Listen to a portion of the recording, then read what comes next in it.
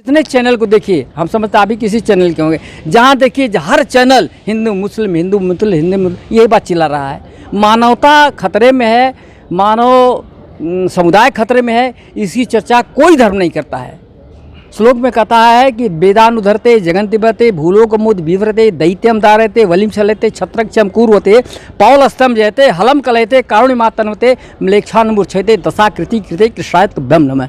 इस दशावतार में राम का भी एक अवतार है। तो जो अवतारी पुरुष है, जो पूरी दुनिया को पालन करते हैं, पूरी दुनिया को सब कुछ देने की क्षमता रखते हैं, तो उनके लिए मंदिर बनाने के लिए हम कितने सक्षम हैं? वो तो हम राजनीति कर रहे हैं भगवान के घर को बनाने के लिए, और कुछ नहीं है। और थोड़ा धर्म की बात में थोड़ा सा कह दूँ, मैं हिंदू धर्म में सबसे बड़ा मंत्र क्या है? महामृत्युंजय, ओम त्र्यंबकम यजामहे सुगंधिम पुष्टिवर्धनम। इसके बाद क्या है? गायत्री मंत्र। जमाना था कि हमारे ऋषि मुनि, चाहे वो जो भी रहे हों, मंत्र पढ़कर, विश्वामित्र मंत्र पढ़ करके बांध देते थे हवा को, मृत्यु को जला देते थे। और इस्लाम में धर्म में सबसे बड़ा मंत्र क्या है? ला इलाहा इल्लल्लाह मोहम्मद रसूलुल्लाह। मोहम्मद साहब इसको पढ़ करके मुर्दे को जला देते थे। हम हिंदू हैं, हमारे ऊपर 1 लाख कलमा पढ़ के पढ़ो, हम लिख के देते हमारी मृत्यु नहीं होगी। आप मुसलमान में 1 लाख गायत्री महामृत्युंजय पढ़ के देते, तुम्हारा कुछ नहीं होगा। लेकिन पोटेशियम साइनाइड का लोकसभा चुनाव और हिंदुत्व किस तरीके से इस पे राजनीतिकरण होता है, वो चीज़ हम जानेंगे और आप लोगों को बताएंगे। तमाम बहुत सारे लोग हैं, राजनीति को बहुत करीब से देखे हैं, बहुत सारे समय अपना बिता दिए हैं, सेवा में भी दिए हैं, और जिस तरीके से तमाम लोग हैं और जिस तरीके से इस समय हिंदुत्व की बात कही जा रही है, ये भाजपा सरकार हिंदुत्व की बात कह रही है। हिंदुत्व कितना खतरे में है और कितना सुरक्षित है? पहले हिंदुत्व की परिभाषा क्या है? जो हिंदू धर्म को मानते हैं वही हिंदुत्व की बात करते हैं। हम मानव धर्म की बात क्यों नहीं करते हैं? हम जन्म लेते हैं तो क्या हिंदू रहते हैं या मुसलमान रहते हैं या किसी कास्ट के रहते हैं? हम तो एक मानव के बच्चे के रूप में जन्म लेते हैं। ये पॉलिटिकल कलर चढ़ा करके हम लोगों के बीच में एक बहुत बड़ा खाई पैदा करने के लिए ये हिंदुत्व, हिंदूवाद, ये सब की बात कही जा रही है। हमें समझना होगा। और उसी बात पर आप जितने चैनल को देखिए, हम समझते अभी किसी चैनल के होंगे, जहाँ देखिए हर चैनल हिंदू मुस्लिम यही बात चिल्ला रहा है। मानवता खतरे में है, मानव समुदाय खतरे में है, इसकी चर्चा कोई धर्म नहीं करता है। तो हमें मानवता की बात करनी होगी। और हिंदुस्तान के सामने सबसे बड़ा संकट सांप्रदायिक संकट है, इससे हमें लड़ना होगा। और उसी सांप्रदायिक चलते अभी देखिए यूपीएससी का एग्ज़ाम हुआ है, उसमें तमाम बच्चे जो है छट गए, सिर्फ हिंदुत्व की बात को लेकर के। वहाँ मैं नहीं जाना चाहता, लेकिन असल मुद्दा आज जो है समाज के जो हर तबके के लोग हैं, जो आदमी हैं, और आदमी के बीच में कोई अंतर नहीं होना चाहिए। केंद्र सरकार यहाँ पे राम मंदिर बनवा रही है, राम मंदिर को लेकर क्या कहेंगे? राम मंदिर देखिए, हमें वो तो जब हम कहते हैं कि रामचंद्र जी भगवान है, भगवान के अवतार है, और अगर माने तो जो एक ठो कहा गया है, आता है एक श्लोक आता है, मैं कह दूं, श्लोक में कहता है कि वेदानुधरते जगन्तिबते भूलोकमुद विव्रते दैत्यम दारयते वलिम चलते छत्रक्षम कुर्वते पौलस्तम जयते हलम कलयते कारुण्यमातन्वते म्लेच्छानुमूर्छयते दशाकृति कृते कृष्णाय ब्रह्म नमः। इस दशावतार में राम का भी एक अवतार है। तो जो अवतारी पुरुष है, जो पूरी दुनिया को पालन करते हैं, पूरी दुनिया को सब कुछ देने की क्षमता रखते हैं, तो उनके लिए मंदिर बनाने के लिए हम कितने सक्षम हैं? वो तो हम राजनीति कर रहे हैं भगवान के घर को बनाने के लिए, और कुछ नहीं है। और थोड़ा धर्म की बात में थोड़ा सा कह दूँ, मैं हिंदू धर्म में सबसे बड़ा मंत्र क्या है? महामृत्युंजय, ओम त्र्यंबकम यजामहे सुगंधिम पुष्टिवर्धनम। इसके बाद क्या है? गायत्री मंत्र। जमाना था कि हमारे ऋषि मुनि, चाहे वो जो भी रहे हों, मंत्र पढ़कर, विश्वामित्र मंत्र पढ़ करके बांध देते थे हवा को, मृत्यु को जला देते थे। और इस्लाम में धर्म में सबसे बड़ा मंत्र क्या है? ला इलाहा इल्लल्लाह मोहम्मद रसूलुल्लाह। मोहम्मद साहब इसको पढ़ करके मुर्दे को जला देते थे।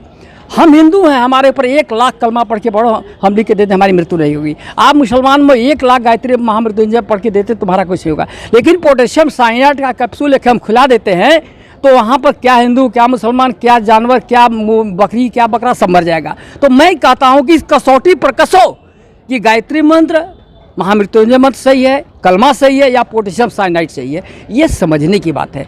जब एलपीजी की बात कर रहे थे, एलपीजी के बारे में थोड़ा सा बता दीजिए दर्शकों को। एलपीजी मतलब एलपीजी हम हमारे गांव के लोग समझते हैं कि लिक्विड पेट्रोलियम गैस, यही ना है। लेकिन ये सरकार, मोदी की सरकार एलपीजी की सरकार है। एलपीजी का मतलब होता है लिबरलाइजेशन, प्राइवेटाइजेशन एंड ग्लोबलाइजेशन। मतलब ये निजी कंपनियों की सरकार है, निजी क्षेत्र की सरकार है। ये पूरे जो है दुनिया के जितने लोग हैं उनकी सरकार, उनका धनी वर्ग का नेतृत्व करती है। सबसे बड़ी समस्या साथियों ये कि आज का नौजवान इस ग्लोबलाइजेशन में, इस प्राइवेटाइजेशन में, आप देखिए रेलवे निजी क्षेत्र में, बैंक निजी क्षेत्र में, से जितने सरकारी संस्थान हैं निजी क्षेत्र में, तो फिर मोदी को सरकारी क्षेत्र में रहने का क्या उचित है? क्यों उनको सरकारी खजाने से वेतन देना चाहिए? क्यों उन विधायकों को, सांसदों को सरकारी वेतन देना चाहिए? क्यों नहीं अंबानी को हम प्रधानमंत्री राष्ट्रपति बना देंगे? हमारे घर का लड़का, हमारे देश का सबसे प्रधानमंत्री अटल बिहारी वाजपेयी भारत रत्न है। उन्होंने अप्रैल 2004 में एक आदेश निकाला कि आज के बाद भारत का कोई भी लड़का अगर सरकारी क्षेत्र में जाएगा तो पेंशन नहीं मिलेगा। लेकिन वहीं पर हमारे विधायकों को पेंशन मिल रहा है, मरने के बाद उसको पेंशन मिलेगा, रेलवे फ्री है। फिर हमारे बच्चों के साथ इतना बड़ा धोखा हो रहा है। ये सरकार अपने तो लूट रही है हमारे। अब तो समय आ गया, कल का हमने पेपर देखा कि एमबीबीएस करने के लिए 18 से 22 लाख रुपया प्रतिवर्ष खर्च होगा। आप बता सकते हैं किसान के घर का बच्चा, नौजवान, ये मजदूर के घर का बच्चा क्या एमबीबीएस, आईएएस, आईपीएस ये सब कर सकता है? नहीं कर सकता है। तो ये सरकार की, मोदी सरकार की सोची समझी नीति है कि मनुष्य हिंदुओं को कैसे बांटा जाता है जिस तरीके से लगातार इस समय सियासत में देखा जाए तो? हिंदुओं को खास तौर से मैं आरएसएस का एक डाटा मैं नहीं लाया हूं, अगर मालूम होता तो लाता। उसमें साफ कहा गया है, इनका स्लोगन आरएसएस का, कि छोटी जातियों के औरतों को, इनके बच्चों को, इनके समुदाय को व्रत रखने के लिए। आप देखिए कांवड़ जाते समय, कांवड़ जाने वाले में 98% छोटी लोहार, कुम्हार, चमार, मूसर, डोम के लड़के रहते हैं। लेकिन बावन ठाकुर का कोई लड़का नहीं जाता। क्यों भाई? कोई आदमी को कांधा नहीं देते। ये इनके दिमाग में घर करके बैठा है आरएसएस वाला कि छोटी जाति के लोग व्रत रखें, भगवान की पूजा करें, कुछ भी जाने का पहले नीलकंठ की सवारी का, नीलकंठ को देखें, मतलब बनाते हैं। देखिए भाग्य और भरोसे, भाग्य के भरोसे रख करके हम कुछ नहीं कर सकते हैं। आप देखते हैं ना, जब शादी करने जाते हैं तो मुहूर्त निकलवाते हैं, लेकिन कोई भी ऐसा ज्योतिष हिंदुस्तान में है जो हम अभी मरेंगे, हमारे मरने का या हमारे बीमार होने का ज्योतिष बता सकता है? तिथि बता सकता है? नहीं बता सकता है। उस बताएगा क्या? आप फलाना मुहूर्त में फलाने के बच्चे की शादी है। बहुत मंत्र पढ़े जाते हैं, गजानन भूत कुछ पढ़ते हैं, लेकिन किसी भी पंडित को ओम, जैसे ऋग्वेद का मंत्र है, सर्वे तो सुखिनः सन्तु सर्वे सन्तु निरामया सर्वे भद्राणि पश्यन्तु माँ कश्चित् दुख भाग भवेत्, ये मंत्र किसी ब्राह्मण को पढ़ते हुए देखे पूजा पाठ में? नहीं, क्योंकि उनको एक्सप्लॉइटेशन करना पड़ता है, उनको हम लोगों को बेवकूफ़ बनाने के। एक बात, अभी मणिपुर जल रहा है ना, अच्छा है, ये सौभाग्य है कि मणिपुर में जिंदा औरतों को नंगा किया गया। अगर किसी देवी के पत्थर की मूर्ति या माटी से बनी हुई मूर्ति को, देवी को नंगा किया गया होता, आज हिंदुस्तान जल जाता। यही स्थिति है हिंदुत्व की बात है। हिंदुत्व खतरे में नहीं है, हिंदुत्व को ये खतरे में डाल दिया। दूसरी सबसे बड़ी बात है, जड़े साधु महात्मा हैं, ये जानते हैं कि भगवान कुछ नहीं करने वाला है, इसलिए सब राजनीति में जा रहे हैं। एक बात बताइए, जो त्रिकालदर्शी महात्मा है, शंकराचार्य है, उसको आँख खराब होती तो चश्मा डॉक्टर से बनवाता है, हार्ट फेल होता है तो ज़्यादा डॉक्टर किया। तुम्हारा सारा का सारा पावर जो तुम लेके बैठे हो, हमको सिखाते हो, तुम्हारे पर लागू क्यों नहीं होता है? क्यों नहीं भगवान तुम्हारी मदद करता है जिसके रक्षक को बन के बैठे हुए? ये भ्रम है। और सुप्रीम कोर्ट ने भी कह दिया है कि हिंदू धर्म नहीं है, एक जीने की कला है। आरएसएस के जो पूर्वोधा थे उन्होंने भी कहा है ये जीने की एक शैली है, ये धर्म नहीं है। लेकिन दुर्भाग्य है कि हमको धर्म की तरफ पिरो करके डाल दिया गया कि ऐसा नहीं करोगे तो तुम्हारा आगे वाला समय खराब होगा। ठीक है, कुछ नहीं। बहुत सारी बातें हो गई, अपना थोड़ा अपने बारे में बता दीजिए दर्शकों को। मैं एक साधारण किसान हूँ और किसानों की बात लेकर अभी हम लोग डीएम साहब से मिले हैं और हम ये चाहते हैं ये ऐसी व्यवस्था हो, जैसे मार्क्स ने लिखा है, एक जगह कहा है कि कोई कुछ करने की ज़रूरत नहीं है, योग्यता के अनुसार हर लोगों को काम दे दो और उसी आवश्यकता के अनुसार सामान दे दो, सारी समस्याओं का निदान हो जाएगा। अगर हम एमए किए हुए हैं तो अकॉर्डिंग दैट हमको सर्विस दे दो, अगर हम हाई स्कूल के हैं तो सर्विस दे दो, और हमें साल में 2 कपड़े, 2 गज, 2 पैंट, 2 शर्ट या 2 धोती निकच्छों की ज़रूरत है, उतना दे दो, हमारे बच्चों को पढ़ाई लिखा दो, ये फिर भ्रष्टाचार अपने आप समाप्त हो जाएगा। ये बताइए कि लोकसभा चुनाव की तैयारी किस तरीके से चल रही है आपकी?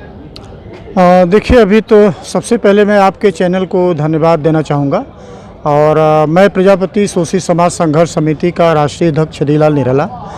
और अभी जो बनारस में लगभग करीब 867 गांव हैं, अभी उस गांव में मैं चर्चा कर रहा हूं। और एक पत्रक को लेकर के मैं आदरणीय जिलाधिकारी महोदय से मैं मिला हूं, जो कि पत्रक मेरे हाथ में है। और जिलाधिकारी महोदय ने साफ साफ ये कहा कि आप जो है इस पर जो है कि गाटा चिन्हित करिए और किस गांव का मामला है। अगर आप ये कह रहे हैं कि भूमाफियों द्वारा ये कब्जा है तो ठीक है, मैं मान लेता हूं, लेकिन इसको गाटा जो है कि आप कंप्लीट करिए। अगर गाटा का जिक्र अगर आप करते हैं तो मैं आपको विश्वास दिला रहा हूं कि 24 घंटे में वो जो है कि भूमाफियों से जो है कि उस ज़मीन को मैं छुड़ाऊंगा। और इलेक्ट्रॉनिक के बारे में मैंने बात किया कि सरकार अगर इलेक्ट्रॉनिक चाक की व्यवस्था की है तो आज जो कुम्हार जो है कि बुरी दौर से गुजर रहे हैं, जो कि 500 पूर्वा कर रहे हैं और 5000 का बिल भर रहे हैं। तो मैं बनारस के 877 गाँव के कुम्हार लोगों से मैं अपील करना चाहूँगा कि अपने अपने गांव से जो भी कुम्हार गड्ढा विवादित है वो अपना गाटा संख्या और इंखाब जो है कि हमको जो है कि PS4 प्रमुख को देने का काम करें। और काम करेंगे तो जिलाधिकारी को मैं पुनः फिर जो है कि दोबारा जो है पत्रक दूंगा। और रह गई चुनाव को लेकर के, तो 2024 में जिस तरीके से चुनाव अभी देख लें कि जितने भी विपक्ष की पार्टी एक साथ बैठ कर के जो है कि लोग बात कर रहे हैं कि नहीं, सरकार के खिलाफ जो है कि खड़ा होना चाहिए। और सरकार जो है कि अपने मुद्दे से जो है कि बहक रहा है। जो सरकार ये कहा कि हमारी सरकार आएगी तो मैं जो है कि 2 करोड़ जो है कि रोज़गार दूंगा, नवयुवकों के खाते में 15-15 लाख रुपया भेजूंगा। तो मुझे लगता है कि सरकार एकदम विफल है और ऐसे सरकार को 2024 में बाहर करना चाहिए। इस पर हम लोग गांव-गांव जो है चौपाल लगा करके और मजदूर, किसान और जो है कि नौजवान के बीच जो है अपनी बात हम लोग पूरी तरीके से कर रहे हैं। ये बताइए कि जिस तरीके से सदन में बातें हो रही है इंडिया वर्सेस NDA, लगातार विपक्ष ये कह रहा है कि प्रधानमंत्री चुप्पी तोड़िए और मणिपुर पे बोलिए। इस पे प्रधानमंत्री क्यों नहीं बोल रहे हैं? इसलिए प्रधानमंत्री नहीं बोल रहे हैं कि वे अपनी राजनीति ही धर्म के आधार पर चलाना चाहते हैं। हमें अपनी नीतियों पर नहीं कि हमने 9 साल में हमारी पार्टी ने क्या किया, क्या उपलब्धियां हैं, इसको नहीं गिना रहे हैं, बल्कि कांग्रेस ने 70 साल में क्या किया उसको गिना रहे हैं, अपनी नीतियों को गिनाए। और 2024 का चुनाव यह धार्मिक उन्माद पैदा करके, सांप्रदायिकता पैदा करके न हो। मेरा विचार है कि यह बेरोजगारी, महंगाई और भ्रष्टाचार पर हो। और ये बार बार ये होते हैं कि हम विदेश में जाते हैं तो ये कहते हैं कि हम 140 करोड़ जनता का प्रतिनिधित्व करते हैं, ये विदेश में जाकर कहते हैं। और यहाँ आकर के अब देखा जाए, भारतवर्ष में देखा जाए तो भारतवर्ष में इस समय युवकों की संख्या सबसे अधिक है। और युवक पढ़ लिख करके मारा मारी माने सड़कों पर घूम रहा है। आप तो किसान हैं, लेकिन ये बताइए कि जिस तरीके से किसान है तो सरकार कह रही है कि आपको बहुत सारे लाभ मिल रहे हैं, तो आप लोग नाराज़ क्यों हैं सरकार से? सरकार से इसलिए नाराज़ हैं हम किसान कि इन्होंने जो वादा किया था उस वादा को किसानों के लिए नहीं निभाया। इन्होंने एक वादा किया था कि हम किसानों की आय जो है 2022 तक दुगनी कर देंगे, लेकिन हम किसानों की आय दुगनी के बजाय कम हो गई। इन्होंने दुगनी का मतलब है, और एक वादा किया था कि मेरी सरकार बनेगी तो हम स्वामीनाथन आयोग की रिपोर्ट लागू करेंगे।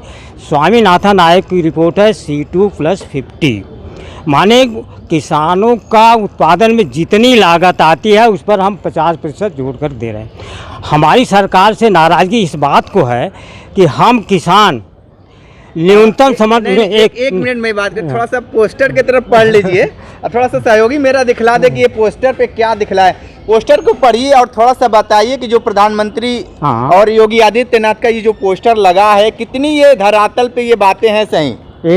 एकदम से धरातल पर नहीं है। ये पैसे के बल पर गरीबों को पैसा बांट करके वोट लेना चाहते हैं किसान, और किसानों को देना नहीं चाहते।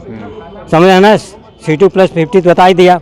दूसरी बात, किसानों के लिए इसलिए विरोधी हैं कि जब देश में 2013 में किसानों के लिए भूमि अधिग्रहण नियम बना, भूमि कानून बना था 2013 में, सर्वदलीय बैठक में बना था, और मोदी जी ने जब संसद का मत्था टेका तो पहला काम किया था भू नियम को इन्होंने खारिज किया। और 2013 का ये नियम था कि किसानों की अगर ज़मीन ली जाती है तो सर्किल रेट से 5 गुना मुआवजा देंगे, और अगर मकान बना हुआ है तो उसको मकान बनवा करके देंगे, और उसके घर के एक आदमी को नौकरी देंगे। ठीक है, ये सब सारी बातें हैं, लेकिन सबको उन्होंने ताक पर रख दिया। उस नियम के तहत राज्य सरकारों को छोड़ दिया कि मनमानी ढंग से लें। अब हमारे यहाँ हम पिंडरा बिहार से बाबतपुर से सुनने गाँव के गाँव उजाड़े जा रहे हैं। 10-10, 20-20 गाँव जो है उजाड़ करके कहाँ ले जाएंगे आप? अगर किसी को शहर को बसाना है तो आप जहाँ खाली ज़मीन हो, पड़ती ज़मीन हो, वहाँ ले जा कर के बहुत अच्छी शहर बसा लीजिए। लेकिन गांव उजाड़ करके लिए तो कहाँ जाएंगे बेचारे, ये समस्या है। अच्छा, ये बताइए किसानों का क्या रुख रहेगा 2024 में? किसानों का रुख तो इनके विरोध में रहेगा इस बार, इसलिए किसानों को धोखा दिए। 7 से 50 किसानों को इन्होंने मार डाला। धरने पर जो बैठे थे मर गए बेचारे, उनके प्रति एक भी संवेदना, एक शब्द भी इन्होंने नहीं बोला। टिकैत ने एक बात बोली कि जो ट्रैक्टर है दिल्ली की तरफ नहीं बनारस की तरफ भी मुड़ सकते हैं। इस पे आपकी क्या प्रतिक्रिया है? यह होगा, इसलिए होगा अब हमको न्यूनतम समर्थन मूल्य के लिए नहीं लड़ना होगा जिसका इन्होंने वादा किया था। अब हमको अपनी ज़मीन बचाने के लिए भी ट्रैक्टर लेकर के सड़कों पर उतरना होगा, अपनी ज़मीन बचाने के लिए, कि कारपोरेट घरानों के पास मेरी ज़मीन न जाने पाए, क्योंकि मेरी जीविका का वही साधन है, ये मेरी जीविका का वही साधन है, इसलिए। ठीक है, तो आप यहाँ पे तमाम किसान थे जिस तरीके से अपनी बातें बताए हैं, लेकिन लोकसभा चुनाव में सीधे तौर पे ये लोग बता रहे हैं कि परिवर्तन चाहते हैं। आने वाले वक्त में किस तरीके से परिवर्तन होगा, लगातार ये हर पार्टी कयास में है कि अपनी ज़मीनी और ज़मीन खोजने में भी लगे हैं कि हम कहाँ से चुनाव लड़ें और कौन सा चाल चलें कि हमें प्रॉफिट हो। ग्राउंड जीरो से रिपोर्ट कर रहे थे, तो हमारे साथ बने रही कांडी बनारसी के साथ। हमें दीजिए इजाज़त, नमस्कार।